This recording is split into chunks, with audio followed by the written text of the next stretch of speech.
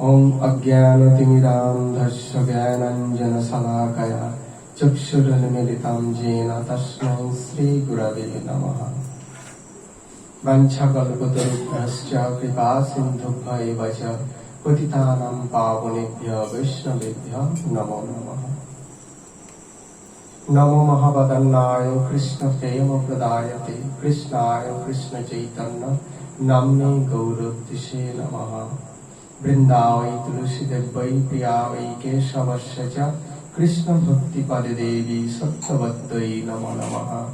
जय श्री कृष्ण चैतन्य प्रभु नित्यानंद श्री अद्वैत गदाधर श्रीवासादि गौर भक्त वृंद। हरे कृष्ण कृष्ण कृष्ण हरे हरे, हरे राम राम राम हरे हरे। हरे कृष्ण कृष्ण कृष्ण हरे हरे, हरे राम राम राम हरे हरे। हरे कृष्ण कृष्ण कृष्ण हरे हरे, हरे राम राम राम हरे हरे। সকলকে ধন্যবাদ, প্রণাম। হরে কৃষ্ণ। তো আসুন আমরা সূর্যের আলোতেই সূর্যকে দর্শন করি, অর্থাৎ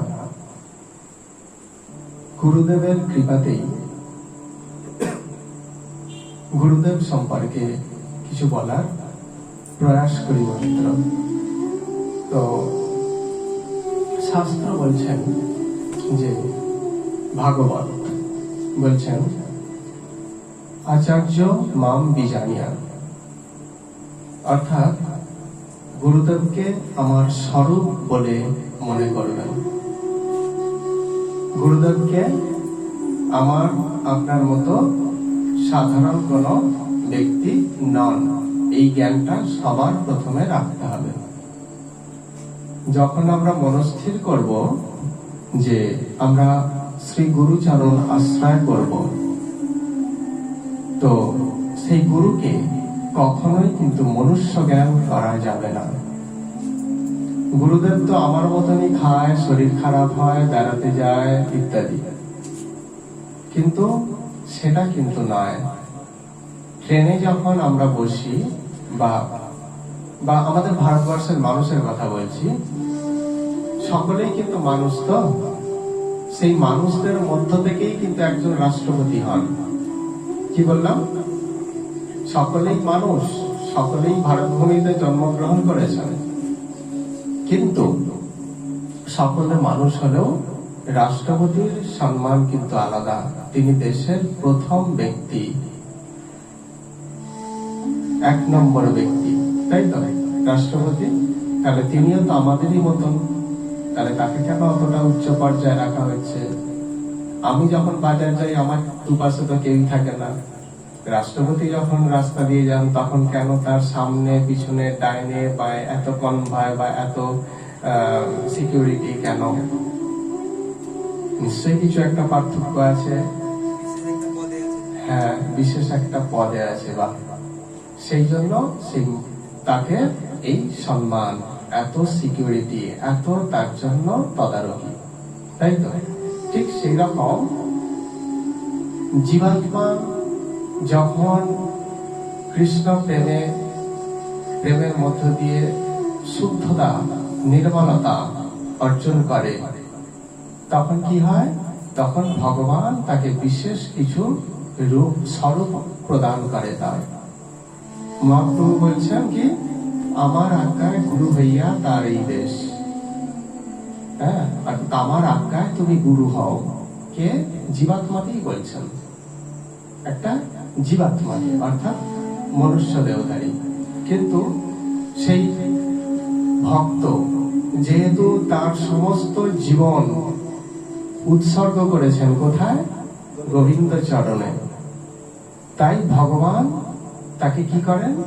যেমন জমিদারের আন্ডারে আমি কাজ করি, জমিদারের একটা বিশেষ আমি কিছু করে দিয়েছি, অর্থাৎ জমিদারকে আমি বিশেষ রূপে ভালোবাসি। সেই ভালোবাসার প্রতিদান হিসাবে জমিদার আমাকে কি করলেন? একটা বিশেষ কিছু বস্তু প্রদান করলেন। ঠিক সেরকম সেই জীবাত্মা কি হচ্ছে? না ভগবানকে তার সমস্ত কিছু আত্মসমর্পণ করে দিয়ে বসে আছেন। মানস দেহ দেহ যো কিছু মোর অর্পিনু তু আপদে নন্দ কিশোর। তার প্রতিদান স্বরূপ ভগবান কি করেন, সেই ভক্তকে কি প্রদান করেন, ভগবান তার স্বরূপ প্রদান করে দেন। সেই জন্য ভগবান স্বয়ং বলছেন যে গুরুদেবকে আর 5 জনের মতো মানুষ জ্ঞান করো না, গুরুদেবকে আমার স্বরূপ জ্ঞান করো। গুরু আমার স্বরূপ, ভাগবতে উদ্ধবজিকে এই কথাটা বলছেন। ঠিক আছে। আর গুরুদেব যেহেতু ভগবানের প্রিয় ভক্ত এবং ভগবানের বিশেষ সেবক, তাই কারো আন্ডারে চাকরি করলে কি হয়, মাইনে পাওয়া যায়, তো মাইনে পাওয়া যায়। ঠিক সেরকম ভগবান কি করেন, এই গুরুদেব কি করেন, ভগবানের দাসত্ব করেন। তিনি হলেন সেবক ভগবান। এক হচ্ছে কৃষ্ণ হচ্ছে সেব্য ভগবান, আর গুরুদেব হচ্ছেন সেবক ভগবান। অর্থাৎ তিনি সেবক। কার সেবক? সেই সেব্য ভগবান কৃষ্ণের সেবক। তাই গুরুদেব ভগবানের দাসত্ব করছেন, তাকেও তো মাইনে দেওয়া প্রয়োজন, কিছু বেতন দেওয়া প্রয়োজন। সেই বেতনটা কি? সেই বেতনটা হলো ভগবান তার বিশেষ বিশেষ গুণ সেই ভক্তকে প্রদান করেন, যেগুলো আর 5 জন ব্যক্তিকে দেন না। তাহলে সেই জন্য কি বলা হচ্ছে, গুরুদেব হলেন গুণনিধি। নিধি মানে সমুদ্র, গুণের সমুদ্র। ভগবান যেমন গুণনিধি, গুণ সমুদ্র, গুরুদেব কি করেন, ভগবানের দাসত্ব করেন বা সেবা করেন। তার জন্য ভগবান তাকে কিছু গুণ প্রদান করেছেন। হ্যাঁ, সেই জন্য তিনি হলেন কি, গুরুদেব গুণনিধি। এবার সেই গুণনিধি ব্যক্তির শ্রী চরণ কমলে আশ্রয় নিলাম, অর্থাৎ গুরুর তত্ত্বাবধানে থেকে ভগবানের ভজন করার কথা বলা হচ্ছে। সৎগুরুর চরণাশ্রিত হয়ে একা একা ভজন করার কথা কিন্তু বলছে না, বা যাত্রার কাছে, যাত্রার আন্ডারে থেকে ভগবান কিন্তু বলছে না যে যাত্রার আন্ডারে থেকে ভগবানের ভজন করো। একদিন একটা গল্প বলেছিলাম, তবুও আবার আমি বলছি সেটা, যে এক গৃহস্থের বাড়িতে একটা টিয়া পাখি ছিল। হ্যাঁ, টিয়া পাখিটা, আমরা জানি টিয়া পাখিকে কথা শেখালে সে কথা বলতে পারে। গৃহস্থ কি করেছিল, হরে কৃষ্ণ নাম শিখিয়েছিল। বল হরে কৃষ্ণ কৃষ্ণ কৃষ্ণ হরে হরে, হরে রাম রাম রাম হরে হরে। বাড়িতে যেই আসতো টিয়া পাখিটা কি করতো, তাদেরকে হরে কৃষ্ণ নাম শোনাতো। কতদিন ধরে শোনাচ্ছে। একদিন তার গৃহে এক মহৎ বৈষ্ণব আসে। সেই বৈষ্ণবকে দর্শন করেও টিয়া পাখিকে আর শেখাতে হয় না, বাড়িতে যেই আসে তাকেই শোনায়। বৈষ্ণবকে দর্শন করেই সে বলছে হরে কৃষ্ণ কৃষ্ণ কৃষ্ণ হরে হরে, হরে রাম রাম রাম হরে হরে। বৈষ্ণবজি তো দেখেই অবাক, এই পাখি মানুষ বলে না, কৃষ্ণ কথা মানুষ বলে, এই পাখি হয়ে কৃষ্ণ নাম করছে। তো গৃহস্থ খুব তাকে সম্মান দিয়েছে। হ্যাঁ, এবার বৈষ্ণব মানুষ তাকে খুব শ্রদ্ধা করেছে। তখন সেই বৈষ্ণব বললেন যে এই পাখিকে এক্ষুনি মুক্ত করে দাও। আমি বলছি কেন না, এত সুন্দর হরি কথা বলছে, একে একটুখানি খাঁচার মধ্যে বন্দি করে রাখবে, যাও এক্ষুনি মুক্ত করে দাও। গৃহস্থ কি করলো না, সেই বৈষ্ণবের কথা শুনে তাকে মুক্ত করে দিল। এখানে তত্ত্ব কথাটা কি, সেই মহৎ ব্যক্তির সান্নিধ্যে কৃষ্ণ নাম করেছে, তাই তার মুক্তি হলো। আর এর আগেও কি করেছে, যে বাড়িতে এসেছে তাকেই কৃষ্ণ নাম শুনিয়েছে, কিন্তু তাদের শুনিয়ে তার মুক্তি হয়নি। তাহলে এখানে তত্ত্ব কথাটা কি না, হরি ভজন করতে হবে সৎগুরুর আন্ডারে, তবেই মুক্তি। হ্যাঁ, দীক্ষা নিতে হয়, তাই আমি নিয়ে নিলাম দায় সারা গোছের, যাকে তাকে দিয়ে, এটা কিন্তু শাস্ত্র বলছে না। সেই জন্য সৎগুরু কথাটা ব্যবহার করেছেন। সৎগুরুর বিপরীতে একজন অসৎগুরু আছে। আমরা বলি না তো মিষ্টি চিনি, আর তেতো চিনি বলি, মিষ্টি চিনি কিছুই বলতে হয় না, চিনি মিষ্টিই হয়, তাহলে গুরু গুরুই হয়, তাহলে এখানে সৎ করার সৎ কথাটা বসানোর দরকার কি? তাহলে অসৎ আছে, অসৎ গুরু আছে বলেই কিন্তু ভগবান গুরুর আগে সৎ কথাটা ব্যবহার করেছেন। সৎগুরুর তত্ত্বাবধানে থেকে হরিভজন করা আমাদের কর্তব্য, তবেই কিন্তু মুক্তি সম্ভব, নচেত নয়। এটাই হচ্ছে তত্ত্ব। তো সেই গুরুদেবের চরণে আশ্রিত হলেই, সৎ গুরুর চরণে আশ্রিত হলেই কি আমি সৎ শিষ্য হয়ে যাব? কি মনে হয়? সৎ গুরুর শিষ্য মানেই কি সৎ শিষ্য? এই সৎ গুরু, সৎ গুরুর শিষ্য মানে কি সে সৎ? অর্থাৎ সৎ গুরুর কাছ থেকে দীক্ষা নিলেই কি আমি সৎ শিষ্যে পরিণত হব? একটা ভালো স্কুলে, নাম করা স্কুলে ভর্তি হলেই কি আমি ভালো স্টুডেন্ট হয়ে যাব? আমি কি দাবি করতে পারি এই আমি ওই স্কুলে ভর্তি হয়েছি, আমি তার মানে খুব মেধাবী ছাত্র, আমি অমুক স্যারের কাছে একজন শিক্ষক ভীষণ প্রতিভাবান যোগ্য, তার কাছে পড়তে গেলেই কি আমি ভালো ছাত্র হয়ে যেতে পারি? কখন ভালো ছাত্র হব? যখন তার আন্ডারে থেকে তার কাছে পড়াশোনা করে যখন তার শিক্ষাগুলোকে নিতে পারবো, তখনই তুমি হবে কি ভালো ছাত্র বলবে লোকে। স্কুলে ভর্তি হয়ে গেলেই ভালো ছাত্র বলবে না। ঠিক সেই রকম সৎ গুরুর থেকে দীক্ষা নিলেই কিন্তু আমরা সৎ শিষ্য নই। তার নির্দেশ, তার উপদেশ, সেগুলো হৃদয়ে ধারণ করতে হবে, তবেই আমি সৎ শিষ্যে পরিণত হতে পারবো। এবার গুরুদেবের কাছে আমরা কি চাইব? আমাদের হৃদয় কলস তো ফাঁপা কলসি, কিছুই নেই। এবার সেখানে তো কিছু মণি মুক্তা রত্ন রাখা উচিত। তাহলে কলসির আর দাম কি? মাটির কলসের কোনো দাম আছে? মাটির কলসের কোনো দাম নেই। আপনি যদি মাটির কলস রাত 12টার সময় হাট থেকে কিনে আনেন, আপনার পিছু পিছু কেউ তাড়া করবে ওই মাটির কলসটা নেওয়ার জন্য? আচ্ছা, ওই মাটির কলসে যদি মোহর থাকে, রাত 12টার সময় ফিরছেন, তাহলে কেউ যদি জানতে পারে রাস্তা লাগবে না। অর্থাৎ আমাদের হৃদয়টা হচ্ছে কি? হৃদয়টা হচ্ছে ফাঁপা কলসি, মাটির কলস। এখানে কিচ্ছু নেই, ঠিক আছে? কিন্তু খালি রেখে দেওয়া উচিত না, সেটাকে ধন ঐশ্বর্যে পূর্ণ করা উচিত। কিন্তু দেবে কে? আমার তো পয়সাও নেই, কিচ্ছু নেই, কিন্তু সেই শূন্য কলসকে পূর্ণ করবে কে? ভগবান করবেন। কিন্তু কার মধ্য দিয়ে? গুরুদেবের মধ্য দিয়ে। গুরুদেবের মধ্য দিয়ে সেই হৃদয় কলসকে পূর্ণ করবে। তাই গুরুদেবের কাছ থেকে কি চাইবো আমরা? তার কাছ থেকে চাওয়ার বিষয় কি? বা একজন ব্যক্তি সদ্গুরুর থেকে দীক্ষা প্রাপ্ত হলেন, তো সেই ব্যক্তি কিভাবে সৎ শিষ্যে পরিণত হবে? কি চাইলে, কি চাইবো আমরা গুরুদেবের কাছে? গুরুদেবকে প্রণিপাত করতে হবে, তাকে শ্রদ্ধা করতে হবে, তাকে হৃদয় মন্দিরে সুন্দরভাবে তাকে স্থাপন করতে হবে, করে আর কি ভগবানের স্বরূপ জ্ঞান করতে হবে। তাকে আর 5 জনের মতো কিন্তু মানুষ জ্ঞান করলে হবে না।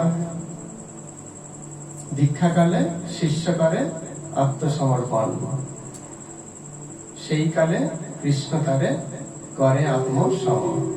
অর্থাৎ গুরুকে যদি শ্রী কৃষ্ণ আমাকে স্বয়ং মন্ত্র প্রদান করছেন, এই জ্ঞান করা হয়, তাহলে কৃষ্ণ তাকে নিজের করে নেয়, আপন করে নেয়। আমরা সেই গুরুদেবের চরণে কি প্রার্থনা করব? কি বলছেন? ভজনটা খুব সুন্দর লিখেছেন, কিন্তু আমরা তো গানের মাধ্যমে আমরা সেটা আলোচনা করব না। জাস্ট এর তাৎপর্য, একজন ব্যক্তি কিভাবে সদ্গুরুর কাছ থেকে দীক্ষা লাভ করার পর সৎ শিষ্যে পরিণত হয়। কি বলছেন? গুরুদেব কৃপা বিন্দু দিয়া করো এই দাসে তৃণাপেক্ষা অতিহীন, সকল সহনে বল দিয়া করো নিজ মানে স্পৃহাহীন, সকলে সম্মান করিতে সকতি দেহনাথ যথাযথ, তবে তো গাইব হরি নাম সুখে অপরাধ হবে হত। কবে হেন কৃপা লোভিয়া এজন কৃতার্থ হইবে নাথ। শক্তি বুদ্ধিহীন আমি অতিদিন করমরে আত্মসাধক। যোগ্যতা বিচারে কিছু নাহি পাই তোমার করুণা সার। করুণা না হইলে কাঁদিয়া কাঁদিয়া প্রাণনা রাখিব আর। যখন কোন শিষ্য তার গুরুদেবের চরণে এই প্রার্থনাটা করেন হৃদয় দিয়ে, তখনই কিন্তু তিনি একজন সৎ শিষ্যে পরিণত হন। বারবার বলছি কথাটা, যে ভালো স্কুলে ভর্তি হলেই কিন্তু ভালো স্টুডেন্ট হওয়া যায় না। সেই স্কুলের রুলস ফলো করে তবে ভালো স্টুডেন্ট হতে হয়। তো কি বলছে দেখো, গুরুদেবের কাছে কি চাইবো? গুরুদেব কৃপা নিধি, গুণনিধি আমরা বলেছি আগে। তাহলে গুরুদেব কৃপা বিন্দু দিয়া, অর্থাৎ গুরুদেব হলেন কি গুণনিধি, তিনি কৃপা নিধি, কৃপার সমুদ্র। গুরুদেব অত চাই না আমার, আমাকে এক বিন্দু কৃপা। অর্থাৎ দাবানল জ্বলছে, বনে আগুন লেগেছে, সেই বনটা থেকে আমি যদি মনে করি আর একটা বনে আগুন লাগাবো, ওই বনের সমস্ত আগুনটাকে ধরে এনে কি এখানে প্রজ্বলন করতে হয়? হয় না তো। এক বিন্দু, একটা কাঠিতে করে একটুখানি আগুন ওখান থেকে নিয়ে এখানে দিয়ে দিলেই ব্যাস, এটাও বিরাট আকার ধারণ করবে। হ্যাঁ তো। ঠিক সেই রকম যে গুরুদেব কৃপা নিধি, তার এক বিন্দু যদি আমরা হৃদয়ে প্রতিস্থাপন করতে পারি, লাভ করতে পারি, তাহলে কি হবে? তাহলে সেটাও কিন্তু দাবাগ্নির মতো বিশাল আকার ধারণ করে প্রজ্বলিত হবে। আর প্রজ্বলিত হয়ে কি করবে? আমাদের হৃদয়ের মধ্যে যে আসরিক ভাব বা খারাপ কিছু আছে সেগুলো সব পুড়িয়ে ভস্মীভূত করে দেবে। আর সেখান থেকে কি হবে? সেখান থেকে আবির্ভূত হবে এক বিশেষ সুন্দর এক বস্তু, তাই তো? সেই জন্য কি বলছেন? গুরুদেব কৃপা বিন্দু দিয়া, এক বিন্দু কৃপা বিন্দু দিয়ে, এক বিন্দু কৃপা আমাকে ভিক্ষা দিয়ে করো এই দাসে। আমরা প্রত্যেকেই গুরুদেবের দাস, গুরুদেবের সেবক। কোন গুরুদেবের? একজন সৎ গুরুদেবের সেবক। গুরুদেবের সেবা দুই প্রকারে করা হয় বলেছিলাম, মনে আছে কি? সেটা দুই প্রকারের সেবা গুরুদেবের, এক বাণী সেবা, বপু সেবা। ঠিক আছে, বপু সেবা, বাণী সেবা। গুরুদেবের বাণী জগতে প্রচার করাটা তার সেবা হয়। তাহলে কি? সেই জন্য বলছেন এখানে, হ্যাঁ, যে করো এই দাসে, আমি তোমার দাস, আমি তোমার দাসত্ব করি। দাসত্ব করি, আমাকে বেতন দিতে হবে তো। কারো যদি আমি কিছু কাজ করে দিই তাহলে আমাকে বেতন দিতে হবে। আমরা গুরুদেবের দাসত্ব করি, তাই তার কাছ থেকে বেতন না নিয়ে ছাড়বো না। আমরা অফিসে চাকরি করতে গেলেও তো আমরা দেখি যে কোন অফিসে বেশি মাইনে, তাই তো? তাহলে গুরুদেবকে ছেড়ে দেওয়া যায় না, তার কাছ থেকেও বেতন নিতে হবে। সেই বেতনটা কি? গুরুদেব কৃপা বিন্দু, এক বিন্দু কৃপা করুন আমাকে। এটাই হচ্ছে গুরুদেবের কাছ থেকে বেতন নেয়া। বোঝা যাচ্ছে? এবার কি বলছেন? আমাকে কৃপা করে তৃণাপেক্ষা অতিহীন করো।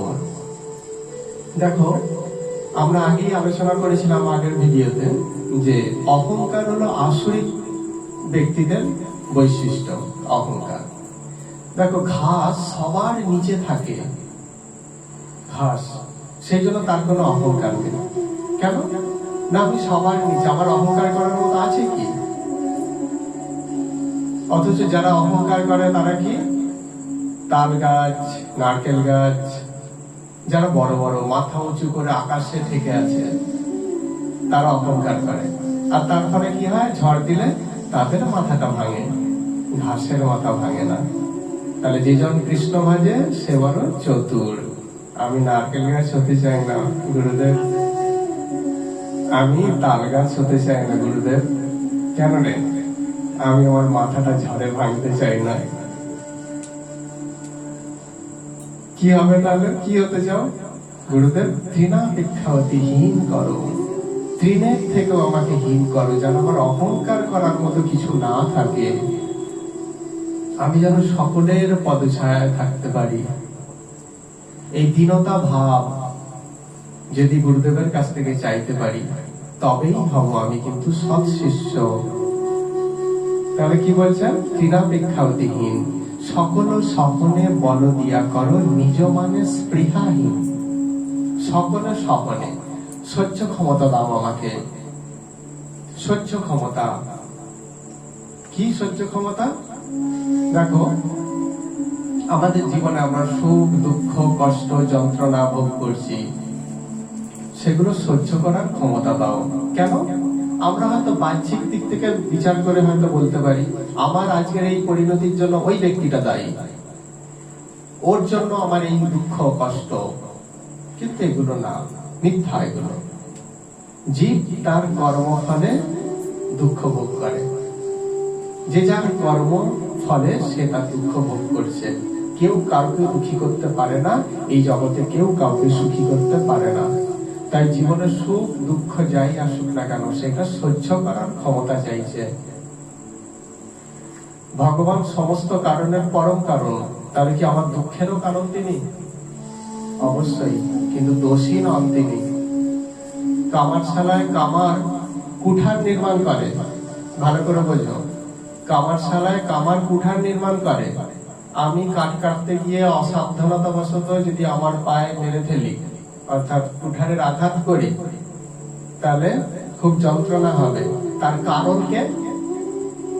কারণ কামার। হ্যাঁ, কামার। সে কুড়ুলটা তৈরি করেছিল বলে তো আমার পায়ে লাগলো। শোনো কথাটা, কামার হচ্ছে কারণ, কারণ সে তৈরি করেছিল বলে আমার পায়ে লেগেছে। কিন্তু দোষী কে? দোষী আমি। কারণ আর দোষী সমার্থক শব্দ নয়,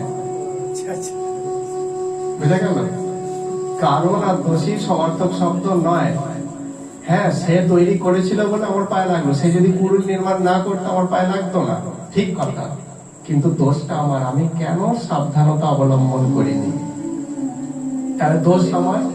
তাহলে আমি কখনোই সেই কুড়ুল নিয়ে কামারের সঙ্গে ঝগড়া করতে যেতে পারি না যে তোমার জন্য আমার পায়ের এই অবস্থা, তাই তো?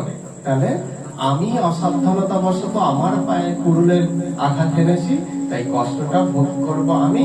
তাই আমাকে কি করো তুমি? সহ্য ক্ষমতা দাও। যতক্ষণ না ঘা শুকায় ততক্ষণ তোমার বেদনা যাবে না, সেটাকে সহ্য করো। হ্যাঁ, অর্থাৎ আমি এক কথা বোঝাতে চাইছি এটাই যে প্রত্যেকটা জীব তার কর্মফল ভোগ করে, কর্মফলটাকে তুমি মেনে নিয়ে সেটা সহ্য করো। তোমার কর্মের জন্য তুমি দায়ী, দ্বিতীয় কেউ দায়ী নয়। ভগবান একজনের মধ্য দিয়ে সেই শাস্তিটা দেন, ঠিক কথা, কিন্তু তুমি ছাড়া দ্বিতীয় কেউ দায়ী নন। সেই জন্য এখানে কি বলছেন? সকল সহনে বল দিয়া করো। বল মানে শক্তি। আমি যেন সকল দুঃখ কষ্ট যন্ত্রণা যেন সহ্য করতে পারি, এই সহ্য করার ক্ষমতা আমাকে প্রদান করো। কোথায় প্রার্থনা করছি আমরা? হ্যাঁ, শ্রী গুরুদেবের চরণে। হ্যাঁ, কোন শিষ্য যখন এই প্রার্থনা করেন তখনই বুঝতে হবে কি যে যেই ছাত্র মাস্টারমশাইকে বলে, মাস্টারমশাই আপনি এইটুকু পড়া দিয়েছেন, আমাকে আরেকটু পড়া দিন, তাহলে এর থেকে কি প্রমাণিত হয়? সেই ছেলেটারই ভালো স্টুডেন্ট হওয়ার একটা সম্ভাবনা আছে, তাই তো? ঠিক সেই রকম গুরুদেবের কাছ থেকে চেয়ে নেন যে ব্যক্তি, যে শিষ্য এই সমস্ত জিনিস, তারই সম্ভাবনা থাকে সৎ শিষ্যে পরিণত হওয়ার। আমাদের প্রভুপাদ ভক্তি সিদ্ধান্ত সরস্বতী মহারাজকে বলেছিলেন, আপনার কত শিষ্য? এক ব্যক্তি, তখন উনি বলেছিলেন, কে বলল আমার এত শিষ্য? আমার হাতে গোনা কয়েকজন মাত্র শিষ্য আছে। তাহলে এত সবাই বলেন, সকলে আমার শিষ্য নয়। কৃপা করে দীক্ষা প্রদান করেছেন, ঠিক কথা, কিন্তু শিষ্য তিনি যিনি গুরুদেবের শাসনকে মেনে নিতে পারেন না, তিনি হলেন শিষ্য। সকলে আমার শাসনকে মেনে নেয় না, তাই সকলে আমার শিষ্য নন। বুঝা গেল? তারা বলছে সকলের সম্মান করিতে শপথি না, সকলের সমানে বল দিয়া করো, নিজ মানে স্পৃহাহীন। অর্থাৎ আমার কোনো স্পৃহা থাকবে না যে আমি কি বলবো প্রতিষ্ঠিত হব, আমার মান হবে, আমার যশ হবে, হ্যাঁ, এই কামনা কিন্তু থাকবে না সেই শিষ্যের মধ্যে। নিজ মানে স্পৃহাহীন, নিজের মানের ক্ষেত্রে স্পৃহাহীন হবে সেই শিষ্য। আর কি, সকলে সম্মান করিতে সকতি দেহনাথ যথাযথ। এটা হচ্ছে শিষ্যের সব থেকে বড় চাওয়া। মহাপ্রভু বলছেন জীবের সম্মান দিবে জানি কৃষ্ণ অধিষ্ঠান। প্রত্যেকটা জীবের মধ্যে কৃষ্ণ অধিষ্ঠান করছেন, সেই অর্থে প্রত্যেকটা জীবকে কি করবে, সম্মান প্রদর্শন করবে। তো গুরুদেবের কাছে চাইছেন সেই শিষ্য, সৎ শিষ্য কি না, সকলে সম্মান করিতে সকতি দেহনাথ যথাযথ। এই জগতে বহু মানুষের বহু ক্ষমতা আছে, একটা টুসকি মারলে হাজার লোক তার কাছে চলে আসে, এটাও একটা শক্তি। হ্যাঁ, 100 কেজি ওজনের মাল বা 150 কেজি ওজনের জিনিস, লোহার জিনিস আমি চাগিয়ে দিতে পারি, এটাও একটা শক্তি। কিন্তু সব থেকে বড় শক্তি কোনটা? সকলে সম্মান করিতে সকতি। সকতি মানে শক্তি, সকলকে সম্মান করতে শেখার যে শক্তি, সেটা হচ্ছে সব থেকে বড় শক্তি। একজন বুদ্ধিমান ব্যক্তি তুচ্ছ বস্তু চায় না, একজন বুদ্ধিমান ব্যক্তি বৃহৎ কিছু চেয়ে নেয়। অর্থাৎ এইসব দৈহিক শক্তি, এইগুলো নিয়ে কি হবে আমার? কারণ কৃষ্ণ ভক্ত চতুর, সেই জন্য গুরুদেবের কাছ থেকে কি চাইছেন না, সকলে সম্মান করিতে সকতি। সকলকে সম্মান করার শক্তি চেয়ে নিচ্ছে কার কাছ থেকে? গুরুদেবের কাছ থেকে। দেহনাথ যথাযথ, আমাকে দাও, আমি আপনার সেবা করি, বেতন হিসাবে এগুলোই আমাকে দিতে হবে। হ্যাঁ, তারপরে কি বলছে? তবে তো গাইব হরিনাম সুখে অপরাধ হবে হত। আমি তবে তো হরিনাম সুখে গাইব। অর্থাৎ আগের দিনে প্রভু বলছিলেন যে হরিনাম করি কিন্তু হৃদয়ে আনন্দ নেই। কেন? অপরাধের সঙ্গে করি, তাই চেতনায় আনন্দ উদ্ভূত হচ্ছে না। এই গুণগুলো যখন অর্জন করে আমি হরিনাম করব, তখন কি হবে? হৃদয়ে দিব্য আনন্দ অনুভূত হবে। ঠিক আছে? তো সেই জন্য বলছে তবে তো গাইব হরিনাম সুখে। তবে তো হরিনাম করে আমার সুখ হবে, আমি যদি এই গুণগুলো অর্জন করতে পারি, আর আমার সমস্ত অপরাধ হত হবে, মানে আমার কাছ থেকে বিদায় নেবে বা চলে যাবে। হ্যাঁ, সূর্য উঠলে যেমন আপনা থেকেই অন্ধকার চলে যায়, তাকে কি বলবো, গরু ছাগলের মতো হ্যাট হুট করে তাড়াতে হয় না। এই যা, সূর্য আসছে, এই যা, তাড়াতে হয় না। সূর্য আসার সঙ্গে সঙ্গে অন্ধকার আপনা থেকেই চলে যায়। ঠিক সেই রকম এই গুণগুলো যখন হৃদয়ের মধ্যে আসবে, তখন অপরাধ সব আপনা থেকেই অবগত হবে, চলে যাবে। আর কি, কবে হেন কৃপা লোভিয়া এজন কৃতার্থ হইবে নাথ? গুরুদেবকে প্রশ্ন করছে।